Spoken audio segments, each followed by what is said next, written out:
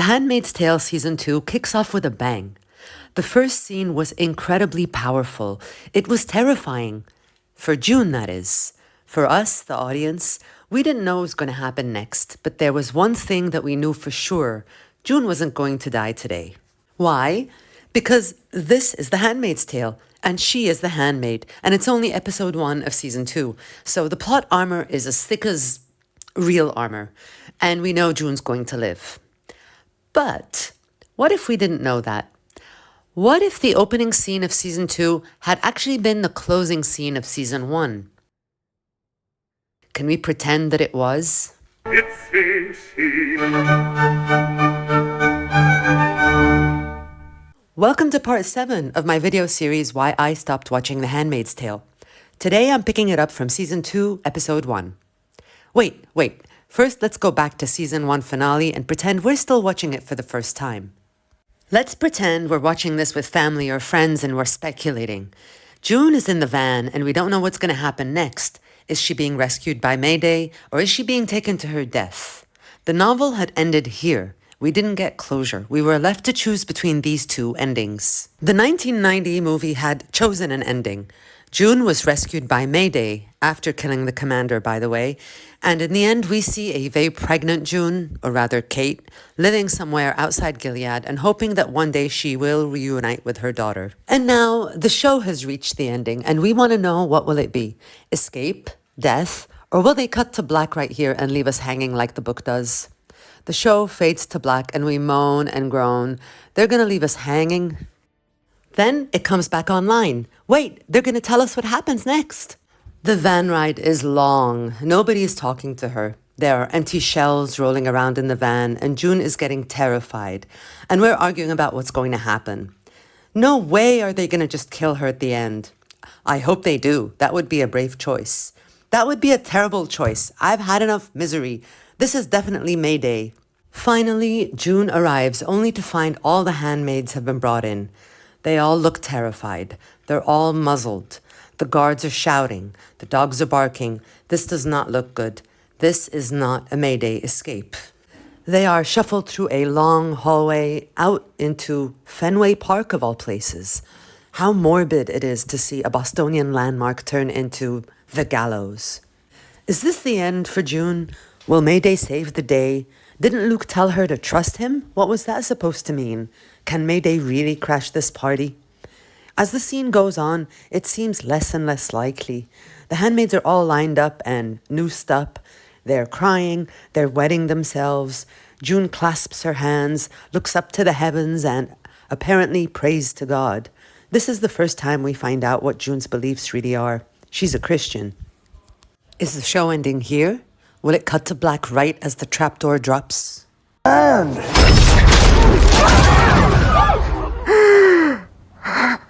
Did anyone have massive fake out on their bingo cards? The handmaids are unnoosed, if that's a word. Aunt Lydia comes out to lecture them. They're given a second life. So this wasn't an escape and it wasn't an execution. It was a traumatic experience meant to break these women. I wonder how this experience changes a person, what it does to them. Our Father, who art in heaven. Seriously? What the actual fuck? This is how June talks to God. I'm going to go out on a limb and say she hasn't changed an iota. Seriously, almost half the runtime of episode 1 was a series of tortures for the handmaids. After the mock execution scene, there was a hold up the stone on your knees in the rain while Aunt Lydia tases you scene. At least the scene used a great line from the book. The movie had used that line in the handmaid re-education scene. There is more than one kind of freedom. In the days of anarchy, it was freedom to. Now you're being given freedom from. There is more than one kind of freedom. There is freedom to and freedom from. Now you are being given freedom from. Eventually, someone tells Aunt Lydia about June's pregnancy, and from that moment, June is free from further torture. And yes, we confirm the face is still working. June is given dry clothes and a hot meal. Her pregnancy protects her. The obvious questions are, how much And for how long? Meaning, she won't be killed or tortured, but can she be free of any consequences? And if so, what happens after she's had her baby? Would she be called in then to face her punishment? June doesn't do the math. She just does what she always does, react in the moment. I'm not hungry. No. Eat.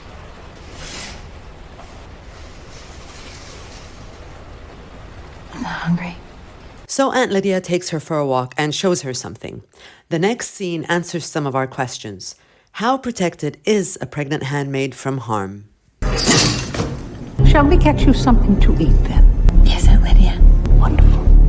I guess June needs visual aids. So now she's eating her soup like a good girl, and phase 3 of the torture begins. I hate that I have to go through this scene. I'm having torture fatigue. The handmaids are taken in one by one and burned at the stake. The stove. While the rest are waiting for their turns and listening to the screams, June is eating her soup. Let's pause here for a second while I ramble a bit. This scenario is designed to turn the handmaids against each other, and especially against June. They suffer collective punishment while she's exempt, even though she started it. To be fair, yes, June started it, but she didn't tell anyone to do the same. Each of them made their own foolish decision. But that doesn't mean that these tactics of divide and conquer don't work. In this show, however, they don't work. The handmaids are so in sync with each other that they kind of fail to be a real underclass like in the real world. Each of them should have their own personality, but instead they're written like a mass, a blob, if you will. The same way the Unsullied are in Game of Thrones, a mass of people with maybe one face standing in for them, a plot device. I think it would have been more interesting if there was more diversity of thought among the handmaids. Maybe not all of them would have rebelled at the stoning. That would have made sense. Even the execution fake-out could have been more interesting if, let's say, maybe one handmaid was relieved to be finally meeting her maker and was disappointed when it didn't happen. I'm already imagining how that scene could have played out. But I'm not here to write scenarios for the show. I just mean to say that some things should be a lot messier, and the show chooses to simplify them. This handmaid army thing is a bit unrealistic, and if that really is happening, Gilead is doing a terrible job at breaking these women and their solidarity. And at last, these torture scenes are over, and June is back with the Waterford family at the hospital. And all of your games and your secrets, all of that smart girl bullshit is finished. Do you understand me? Don't get upset, Serena. It's bad for the baby. The Waterfords stand behind the curtain looking at the ultrasound of their baby while June lays there like an object, a receptacle.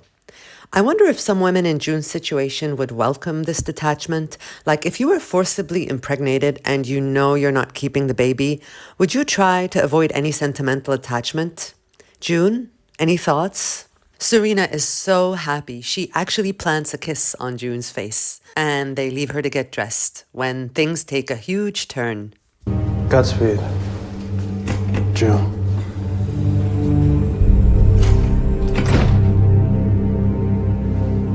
She finds a key in her shoe, which was obviously placed there by the guy who just called her June. This is the Mayday escape, and it works. June runs down the stairs and finds herself in a refrigerated meat truck. The doors are closed, she's taken for a ride and let out somewhere. I think this man is the same butcher who gave her that package from Jezebel's last episode. He tells her his job was to bring her here and that's all he knows, so stay put until further instructions. Personally, I thought that from here on out, the season was going to be about June's escape, that she would make it out by the end of the season, and I was so on board for it. I was wrong, but this moment is still satisfying to watch. Nick is there. He tells her to take off her clothes, which she is more than happy to do. He tells her to cut her hair. I'm not sure why. From what I could tell, all the women in Gilead have long hair that they tie back, so wouldn't short hair be a giveaway? But fine. Of course, the biggest giveaway is the handmade ear tag. Too bad for Gilead they didn't attach some kind of location device. This scene is painful and bloody, and I averted my eyes while watching it. I even managed to do that while editing it right now. And finally, the episode ends with a monologue from June that mirrors her monologue in the very first episode. My name is June Osborne. I'm from Brookline, Massachusetts. I am 34 years old. I stand 5'3" and bare feet. I weigh 120 pounds. I call bullshit. I have viable ovaries. I'm 5 weeks pregnant. I am free. Ah, yes, but are you free from or free to? I liked this episode. So far, my only issue was June, but now that she's sort of escaped, I figured she should be easier to watch because she's less likely to get in her own way. Right? Right? We shall see. Season 2 was 13 episodes long. We still have 12 episodes to get through, and there's plenty that can go wrong. So I will keep going, and I will keep bitching, and I will see you next in episode 2. If you're still here, thank you, I love you, and I'll see you soon. Bye. It's a scene.